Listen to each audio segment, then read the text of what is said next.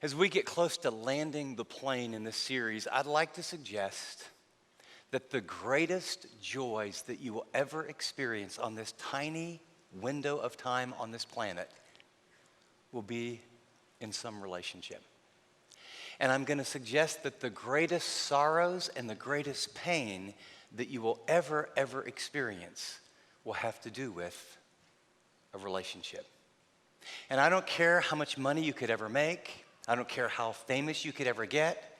I don't care what you could own, how many people would know your name. Whatever is in your mind that would be the pinnacle of success. Whether you could marry the right person, have untold wealth, go public, all your kids fulfill all your dreams. Here's what I can tell you. If you don't have deep, loving relationships with the people that matter most, your life will be a tragedy. And the challenge is that there's all kind of things that pull every single day. And it's in the air, it's in the water, that pull you away from all the things it takes to have great, deep, loving relationships. It's Father's Day. I want to take you on a little journey. If you don't mind, you can close your eyes, but I want to take you to a park. In my mind's eye, I want you to imagine there's a beautiful park. It's one of those days where the white puffy clouds are kind of moving rather briskly in the background. As the camera zooms in, there's a little 8-9-year-old girl with pigtails. She's got some freckles across her nose.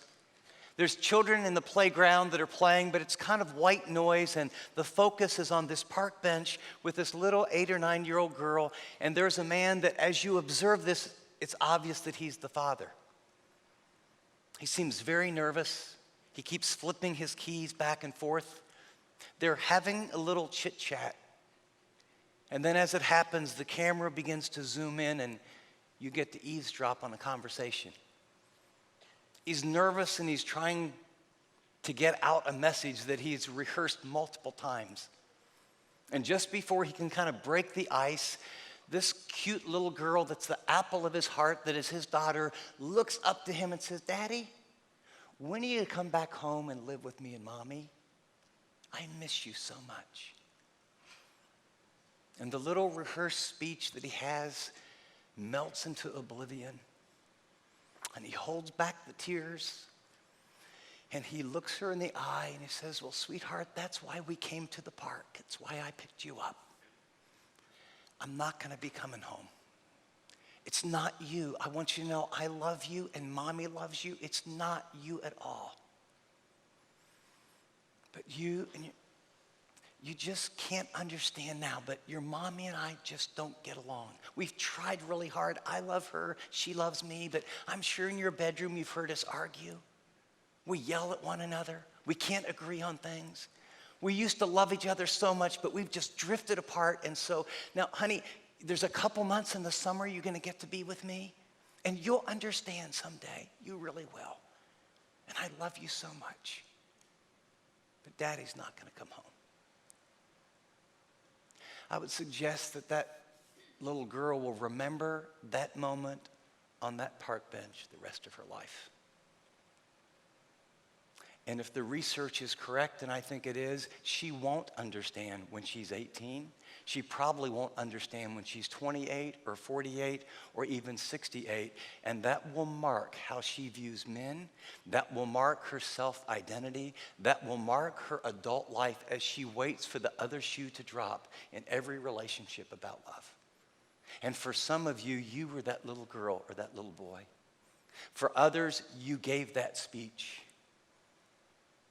And the fact is that couple loved each other. That couple was Christians. They loved God. They loved their little girl. They loved each other. Why is it that we fight with people that we really love? And it's not reserved for marriage, is it? I've seen pillar Christian families who seem to be the ideal for all of us. And I've watched the matriarch or the patriarch die, and there be a big swath of money. And I've watched people who seem to really love God and really love each other attack each other in ways that have astounded me over money. I've seen brothers and sisters over menial, minuscule, crazy issues have such anger that they live in the same city, they don't talk, they don't visit. There's a schism.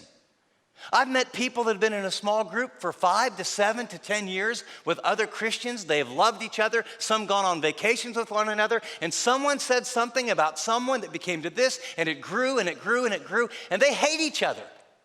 I've seen whole churches literally divide over crazy things.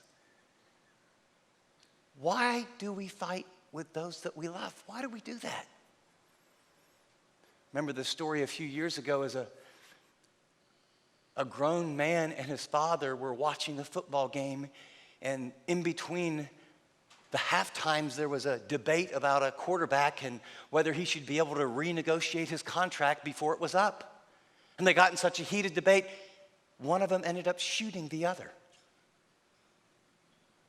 I could give you 4 or 5 examples in the last 10 to 12 years in church context, people who love God, who in a moment of anger and violence have walked in and either shot the pastor or shot leaders in the church. Murder among believers, violence among believers. Why do we fight with those we love?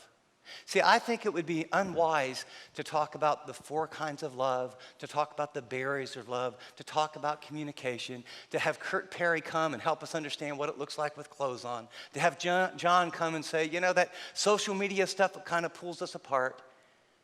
And then to talk about how to find the right person and keep love alive without just pausing to say, there's a lot of forces that cause us to fight. What are they?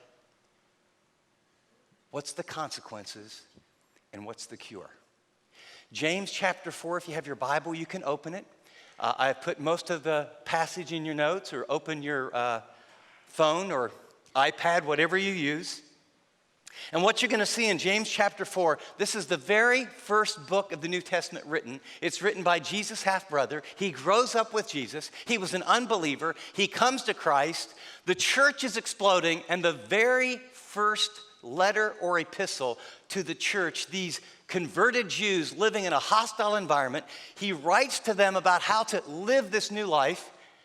And it's interesting, by chapter 4, he's talking not in theory, but there's a lot of quarrels and fights and wars going on inside the early church. And so he writes in verse 1 of chapter 4, what causes wars and what causes fighting among you? These quarrels and fights.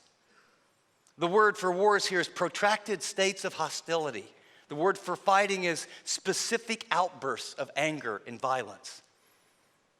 Don't they come from your evil desires at war within you? Circle evil desires. Above evil desires, write the word hedonism. That's where we get this word.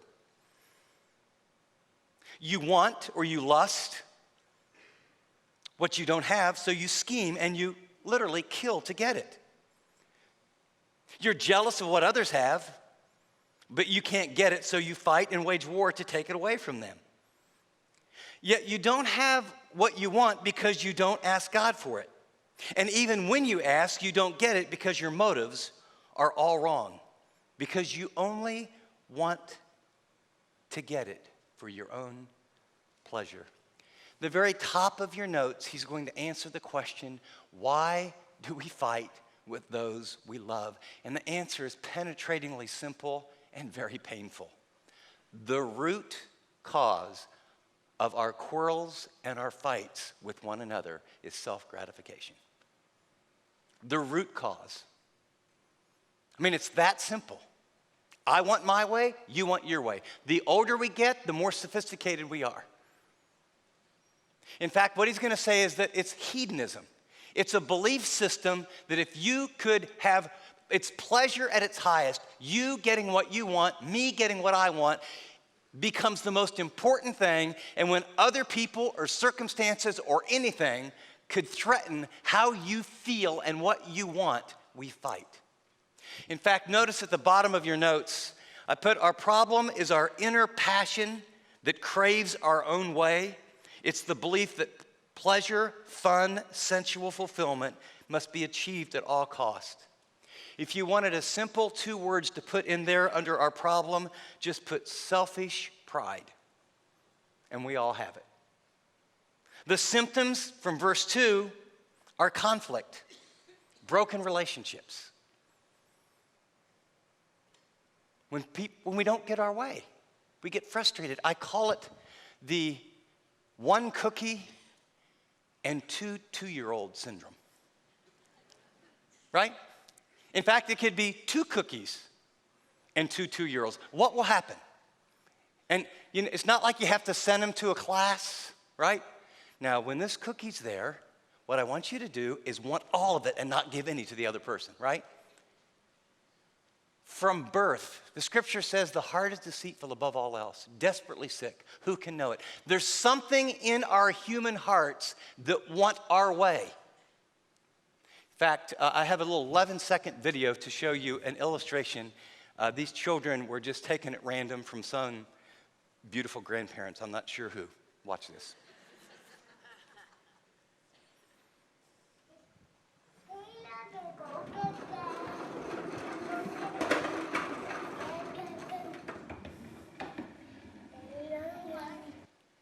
Now, aren't they cute? Right? The little girl's name is Kayla. The little boy is Noah. Noah is not quite 3 years old. Kayla's about 18 months. I had the privilege with my wife of having them for 2.5 days. So we were told by some of you that you have to take little kids to Bass Pro Shop. If you haven't been there, there's this huge aquarium with the fish. You walk around and there's stuffed buffaloes and stuffed goats, and it's an experience. And so we're going around, and so my wife's theory on every event is you need a little memento. And so on the way out, at our house, behind our house, we have squirrels everywhere, and we back up next to Quicksilver, and so coyotes, the kids have seen those. So she says, here's what we're gonna do. We'll get a coyote and a squirrel for Noah and for Kayla, so they'll remember this wonderful time. So Noah being the oldest, Noah, would you like a squirrel or a coyote? He says, I want the squirrel. Good, here you go, Kayla. The moment it's in Kayla's hands, he goes, no, I want the coyote. Okay, here you go. The moment she has the squirrel, no, I want the squirrel now. No, I want the coyote now. And then finally, in a moment of great honesty, he grabs them and says, I want them both. Now, you know what? When they're 2 years old, it's really funny. Here's the deal. That Noah moment's in your heart and in mine. And it's the problem in your marriage. It's the problem with your boyfriend. It's the problem with your kids. It's the problem with your coworkers. It's the problem with fellow Christians. At the end of the day, you get slick like I am, and we're sophisticated, and we can mask it a dozen different ways. But in your heart, in my heart, we believe that pleasure and getting what we want is the what we really gonna have. And it's my selfishness and your selfishness that is at the core of every relational conflict. Notice, as we would go on, the strategy here is to attempt to fulfill our desires apart from God. Did you notice what it says? He says, you don't have because you don't ask.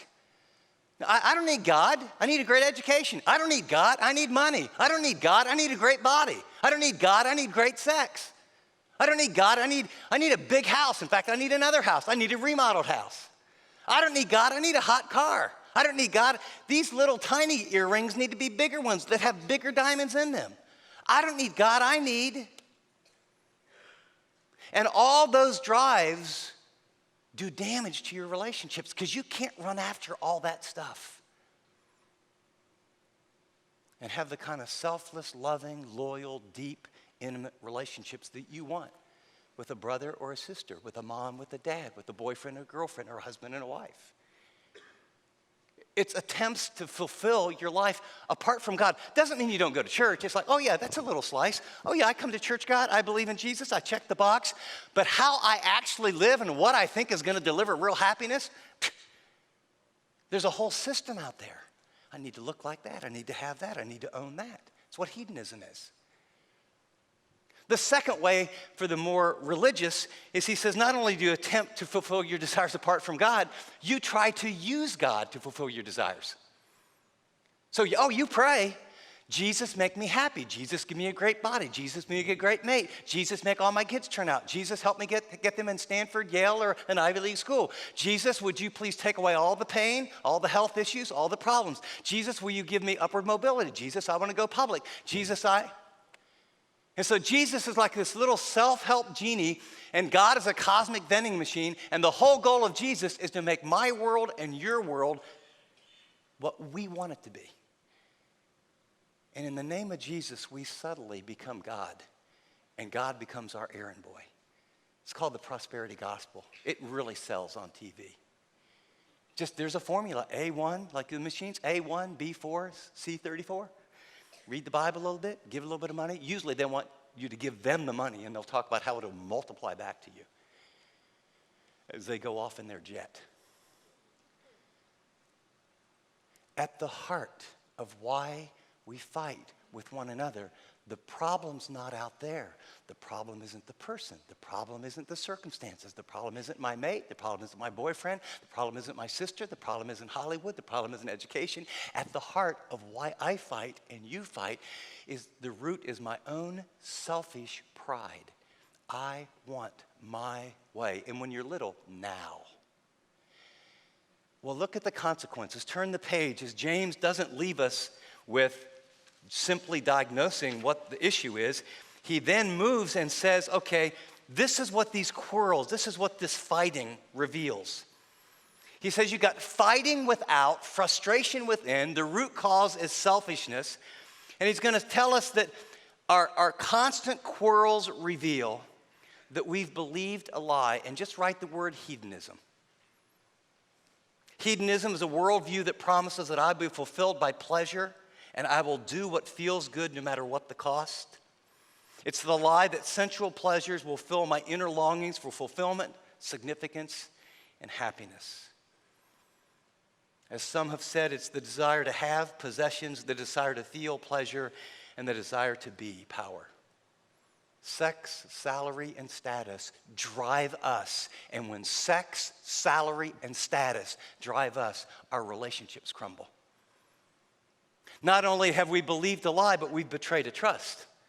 See, that's what the world offers. That's the seduction. If you had this, if you look like this, if you own that, if you achieve this, if your kids go to this school, then you'll be a someone, then you'll be happy. It's the world system. And when we love the world, we betray our first love, Christ.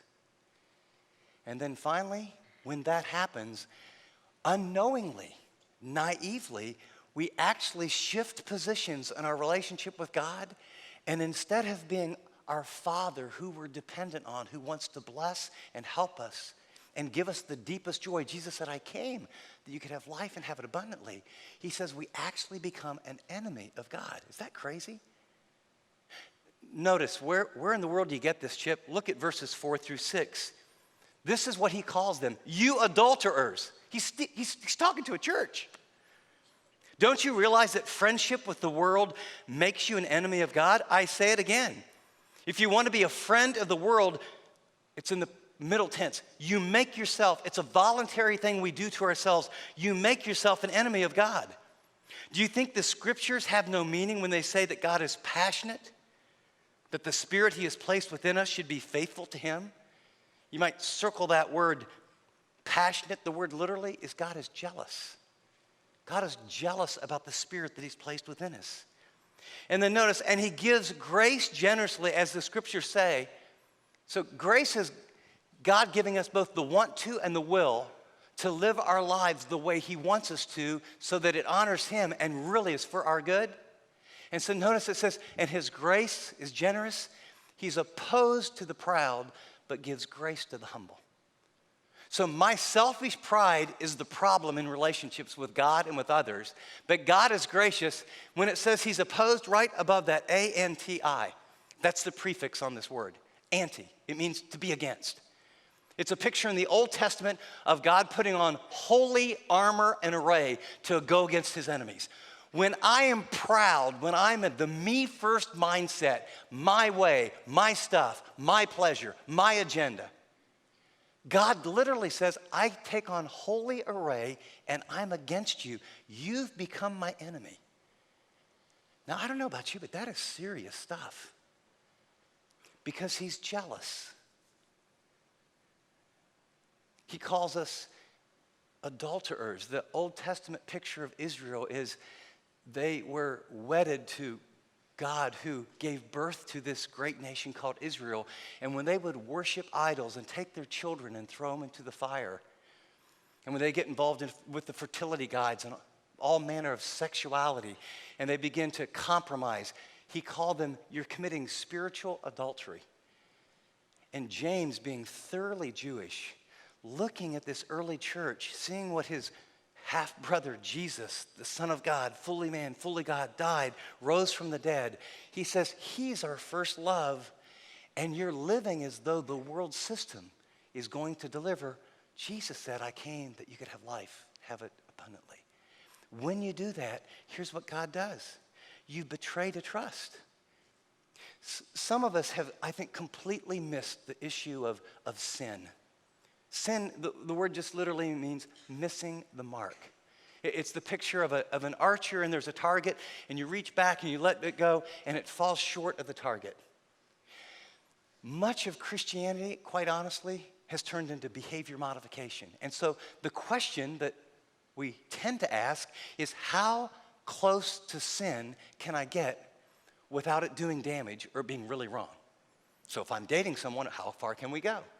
Or if it's about greed, well, how much can I have? And we miss the whole point.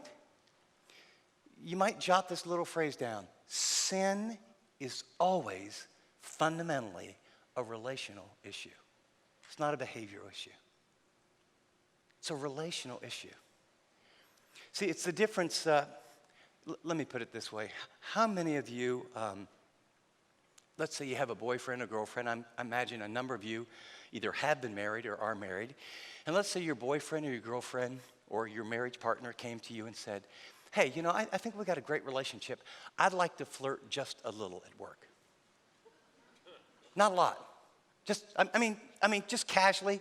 In fact, I would like to limit my flirting at work to Monday, Wednesday, and Friday, and I'd like to wear something semi-provocative to get a lot of attention. Or I know we really love one another, and I just have these sexual impulses at times. I would like to have, not a full-blown affair, but I'd like to have sex with another person, possibly a prostitute, male or female, maybe 3 to 5 times a year. I mean, that's not like really bad, right? So what would your response be? Oh, wow, it's only 3 times instead of some people do 10 times. Or some people have an ongoing affair. What would your response be? It's a betrayal. It's like walking in and your boyfriend or your girlfriend is logged on and you think you have this intimate relationship and you see pictures of naked people and you're going, why do you need to look at them if we have this relationship? The issue is not, oh, well, I was only watching for 44 seconds. Some people watch for hours. I'm thinking that's not doing a lot for you. It's the betrayal of the relationship. When I do and you do, falsely believe the lie that pleasure and status and how I look and what I own and what other people think, when I believe the world system will deliver significance and security out of my success, I become a spiritual adulterer and I've betrayed my trust. And God is jealous. And just like a husband or a wife that would find out that the other one is flirting or having an affair, he's coming and saying, I don't tolerate this because I love you. What I know is that will end in disaster, and look what it's doing to us. So what does God do? He's opposed to the proud, but he gives grace to the humble. So he does, you can jot this in your notes because I'm not making this up. Hebrews chapter 12, verses 4 through 11.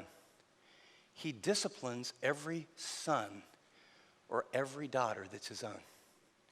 And so when I've fallen in love with the world and I'm finding, God's a little section of my life, but I'm genuinely his son or his daughter, he creates a velvet vice of consequences to get my attention. And so it might start out in your health. You might lose your job. Might be frustrated in your sex life. Might be you gain a whole lot of things and you thought this was going to make you happy. Now you're empty and depressed. Might be your wife or your husband says, you know something, this lifestyle isn't working for me, I'm done. It might be your kids that got in the right schools and you send them to all these places, turn their back on God. He will bring the velvet vice, and it's out of love, to get your attention to say, oh, I think I need God. Because there's two ways you find God. The poor in spirit are the only people that ever connect with God. To be poor in spirit simply means I'm bankrupt. I'm in desperate need.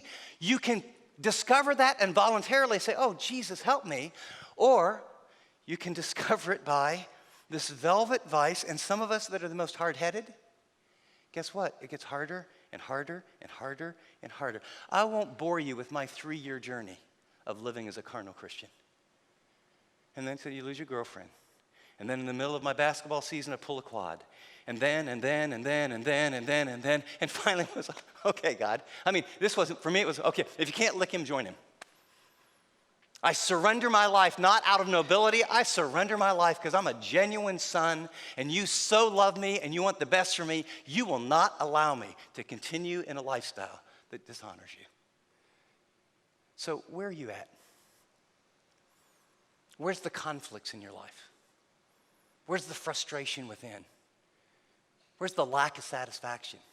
Where's the if-then thinking? If only I was married. If we could buy a house. If we could finally have children. If we could go public. If only I could lose 22 pounds. If only, if. See, when you're playing the if-only game, and you can even be asking God, God, if only you would. God, if only you would. Where's your hope? What are you trusting to deliver? The world or God? Now, as you trust God, the amazing thing, he may give you a lot of those things, and you'll hold them with open hands as a stewardship and as a gift, and thank him for the great job, or for the house, or for the wife, or the kids. But it doesn't hold you up inside. And you're not looking to it to fulfill your heart and meet your needs. Now, I think we ought to get to the solution side, because many of you look like, oh, I never looked at it that way. As one guy told me recently, who had been coming to church for a while and kind of became that very successful person at the pinnacle. I met him through a series of circumstances just recently, and it was obvious he really didn't get what it meant to be a follower of Jesus. He came to church, and he said, I just thought you came to church and tried to be a good person the other 6 days. And, you know, if you make it a couple times a month, I mean, God ought to be pretty thrilled, right? I said, well, why don't you read this book on what a Romans 12 Christian is? And he read it. And then he read it a second time. And then he said, oh, my, I had no idea. You mean Jesus wants to be the very focus and center of my life, like what my work is now? You mean that I need to be separate from the world's values, that I need to come to a sober self-assessment and realize that I struggle with being arrogant, that God wants me to actually serve other people? And I said, yeah, that's what it means to be a follower. And it's been amazing to watch his life, even in a few weeks, get transformed, because what he's done, he's in the process, very imperfectly like me, and like all of you, of practicing God's solution. Notice as we go on, he's told us the cause is our selfish pride. The consequences, we've believed a lie, we've betrayed a trust, we've become an enemy. And then notice, here's the cure. God's prescription is humble yourself, and God will heal your relationships. It's amazing. Humble yourself. Can you hear something? He doesn't want to have to humble you. He doesn't want to have to humble me. He wants you to voluntarily humble yourself. He wants to heal the relationship with a brother or sister, or with an ex-mate, or with a mom or a dad, or in your marriage, or a boyfriend or a girlfriend, or a supervisor at work. He wants to heal a relationship with someone that you used to be tight with and something happened. And you know what? You don't think about them very much, but just now and then when you're praying, that person comes to mind and those bad feelings come up. He wants to heal those. Now I'm going to read the passage, and here's what you need to get. As I read this passage, there's actually 10 staccato. They're either verbs or participles that all have the force grammatically of a command. I mean, it's going to go bang, bang, bang, bang, bang. And I'm going to read it, and all I want you to do is underline the verb, and then I'm going to summarize that, and we're going to have a process as we end our time together where I will know and you will know exactly what it looks like to humble yourself. And there's some powerful promises so that we leave here on the upswing and very encouraged rather than, wow, I think I'm a friend of the world. I might be an enemy of God. This is not a great day. Correct? Okay, let's go. As I read it, get your pencil out. Humble yourselves before God. Underline humble. Resist the devil, and he will flee from you. Underline resist. Come close to God, and God will come close to you. Underline come close. Wash your hands, you sinners. Underline wash. Purify your hearts. Underline purify. Why? For your loyalty is divided between God and the world. Let there be tears for what you have done. Let there be sorrow, and deep grief. Let there be sadness instead of laughter, gloom instead of joy. Humble yourselves before the Lord, and he will lift you up. First book in the New Testament, written to a group of people that are baby Christians in the midst of a hostile environment. And he says, if you will humble yourself, God, he wants to not be down on you. He wants to lift you up. He wants to honor you. He wants to bring peace to your heart. He wants to connect you with the most important relationships. He wants you to be walking in love with him first and foremost, and then all these other things he'll add to you. So let's look at, there's actually 4 steps that come out of this. Number 1, give in to God. You might just write the word surrender. This first word where it says humble yourselves, literally the word is submit yourselves therefore to God. Submit, it's hupo tasso. Hupo to mean under, tasso, it's a military term. It's a picture of a group of people marching and they're moving in a direction, but you're out of step. This is the Christian life. This is the call of God. And this is where the Spirit is moving, and you're out of step over here. He says, stop. You're a friend of the world. Get in line, get underneath, obey what you know. Whatever it is, stop. Surrender. Say to God, I'm not going to trust a future mate someday, some way, not a perfect family, not my job, not my money, not my looks, not anything. I want you to know on this day, I'm saying all that I am, all that I have, I surrender. I'm all in. And Lord, I'm afraid. Because if you do that from the heart, you don't know the outcome, do you? But you do know the outcome if you remain a friend to the world. This is a radical step. My friend, after he read the book a couple times, we had a conversation, and I said, let's get coffee, and I want to hear kind of what you're thinking. So I asked him, so when did surrender occur in your life? And he looked at me a little bit sheepishly. He goes, well, after I read it the second time, I just realized a relationship with God isn't something you do on the side. It's the core. And he goes, and he looked at me like I didn't know this. He goes, man, this is big, scary stuff. I said it is unless God is good and sovereign and loves you and died for you and rose from the dead and his Spirit dwells in you. And he's coming back. And there's only 2 reality, the false little reality of temporal now, get what you can, and the eternal one that I will give you peace that's indescribable, and I want intimacy with you, and I will give you love and joy and peace and the things that all that promise, but I deliver, and I want to be with you not just now, but forever and ever and ever. I said, it's not scary when you see that. The second step is a defensive one. After you, on this day in this room, which many of you will do, submit, then resist the devil, and he'll flee from you. Get tough with Satan. got to get tough. In other words, you got to fight. That word anti shows up again. Resist. And the promise is he'll flee. You have to take a stand. Here's the issue. You have to cut off the supply lines. Satan is called a liar, a slanderer, an accuser, a condemner, and a deceiver. He's behind the world system. He's the one that puts people on the front of magazines that if you look like that. He's the one that has the list on Forbes that if you had that much money. He's the one that has all the nice cars that if you could sit in this one. He's the one that says if you could remodel your kitchen like that, then you would be happy. And then you remodel it, and then what you realize, you need a bigger kitchen. He's the one that tells you don't even have to be very smart yet. 2 years old. Do you want this one or that one? You want this one or that one? I want both. And he tells you you can have both. You can have a great family, work 90 hours, have everything work out, be in denial, skim on your spiritual life, skim on your relationships. It'll work for a while and everything's going to be okay. Except it's not. So you have to cut off the supply lines. Where's that coming from?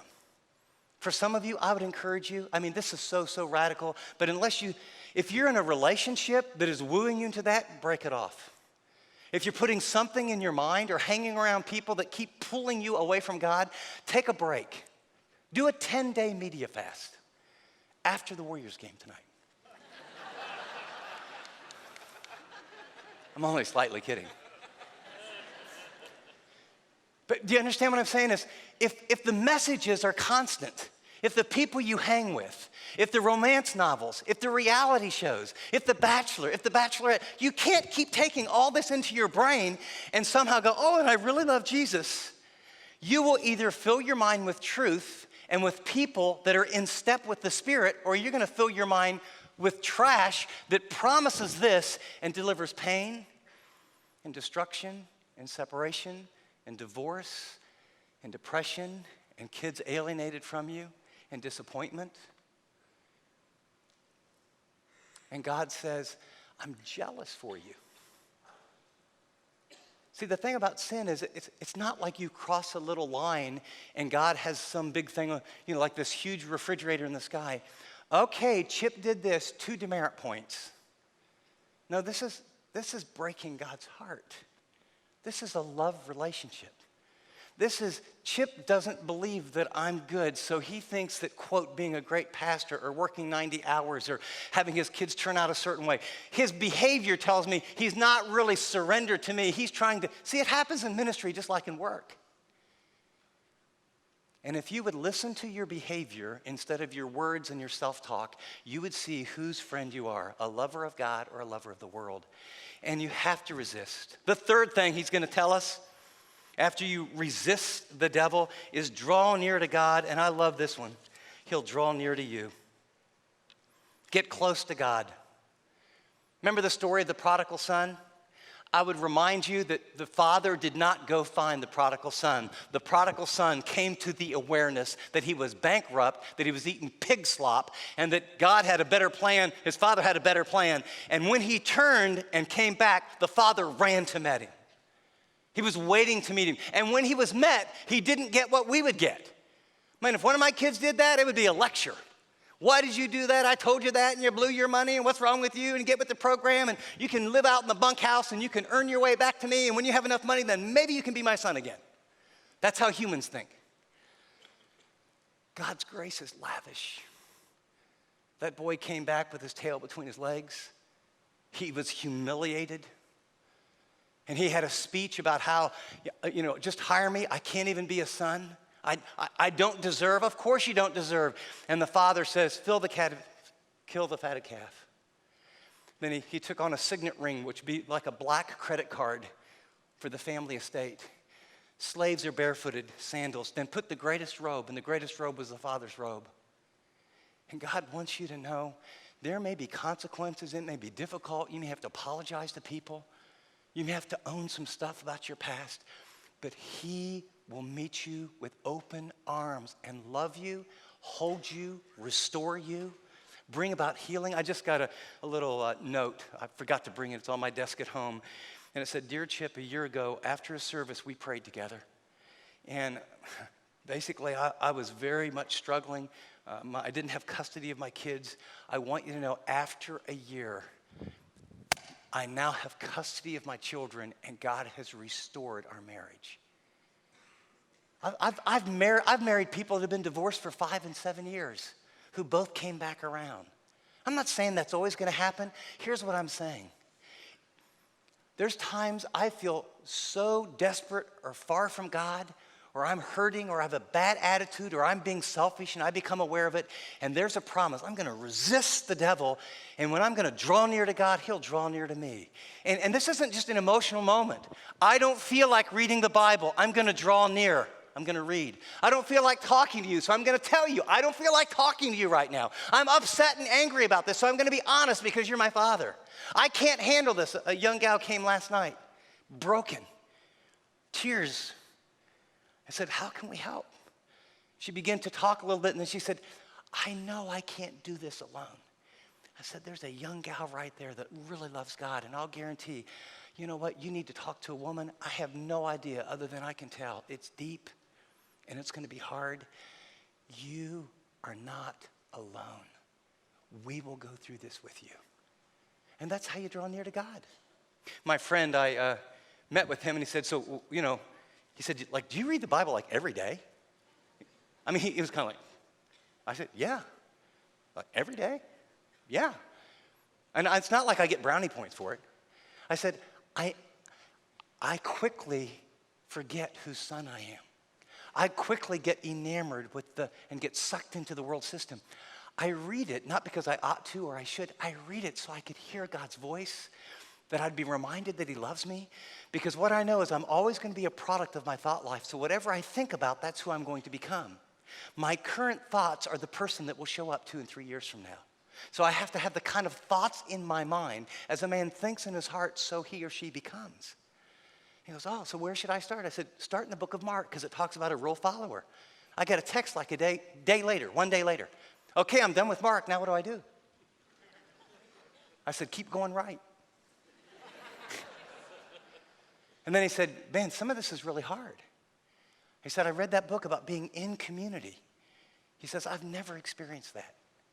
I gave him the number of one of our pastors. I said, I think he could probably find a group that you would really connect in, because you can't do it. Are you guys starting to get it? Do you understand that God loves you? But you have to submit.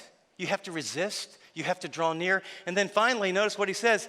He says you need to get right with others. Cleanse your hands and purify your heart.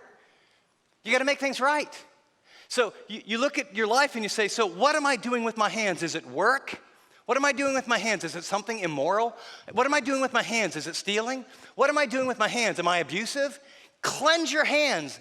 And it's not just external behavior. Purify your heart. Where's your motives? And then all those phrases about let your laughter be turned to mourning and your sadness and tears. It's the idea that this is coming out of a deep well of contrition. Let me give you a picture as we wrap this up. Can you imagine you have a boyfriend, you have a girlfriend, or maybe it's one of your sons or one of your daughters, and let's just take it because it's so common, and they're sexually unfaithful. And you catch them, you know, it's your boyfriend, and you walk in and he's looking at these pictures, or you see him with another girl, or you hire a detective and find out your wife's having an affair, and then you confront, okay, you got the moment? You confront one of your kids, or you confront your wife, confront your husband, and when you confront them, they look at you and go, yeah, shucks, sorry, I won't do it again. We good? No, I promise. I won't do it again. I was a weak moment. We'll be okay. How would you respond?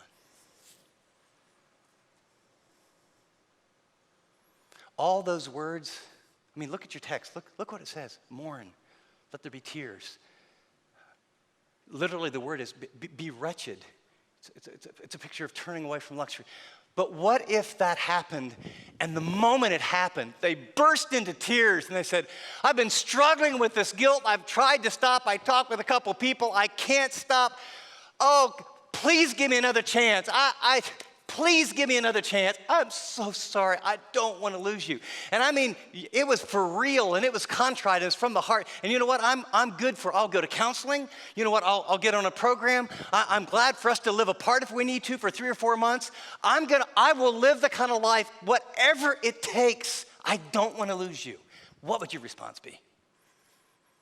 See the difference? That's how you come to God. This isn't like, I did these 2 things wrong. Sorry, gotcha. Jesus, forgiveness. I think there's a verse on that someplace. Thanks. Notice the promise. It's so awesome. God's promise for the humble is that he will lift you up. Wow. Anybody here need lifted up? Anybody need deeply loved, deeply rescued? He wants to be your heavenly, good, kind Father.